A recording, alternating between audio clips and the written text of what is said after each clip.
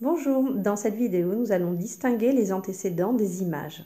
Alors, quand on étudie une fonction f qui a un nombre x fait correspondre, associe un nombre unique que l'on appelle f de x, eh bien x c'est l'antécédent, c'est le nombre qui rentre dans la machine, et f de x c'est le nombre qui sort de ma machine, c'est ce que l'on appelle une image.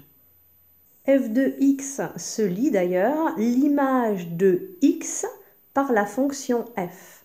On voit donc bien que f de x, c'est bien l'image et que x est l'antécédent. X, le nombre qui rentre dans la machine, c'est l'antécédent. Et f de x, c'est l'image. Et quand on dit f de x, c'est l'image de x, c'est-à-dire l'image de mon antécédent par la fonction f. Donc ça, il faut bien faire attention. X ici, c'est le même qu'ici, c'est l'antécédent. Et f de x se lit l'image de x par la fonction f.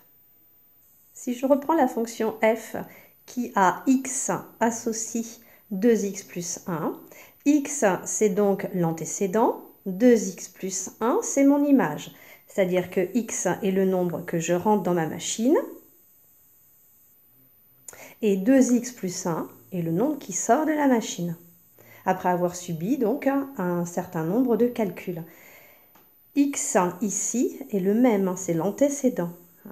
Si je prends par exemple la valeur 1, eh bien, si je rentre 1 dans ma fonction, 2 fois 1 plus 1 me donne 3. Eh bien, ici, je dis bien 2 fois 1, c'est-à-dire qu'ici, je prends l'antécédent que je multiplie par 2 et auquel j'ajoute 1.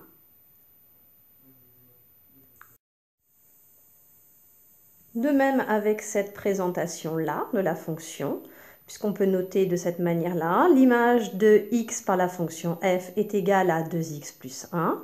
De la même façon, f de x, c'est l'image, x, c'est l'antécédent.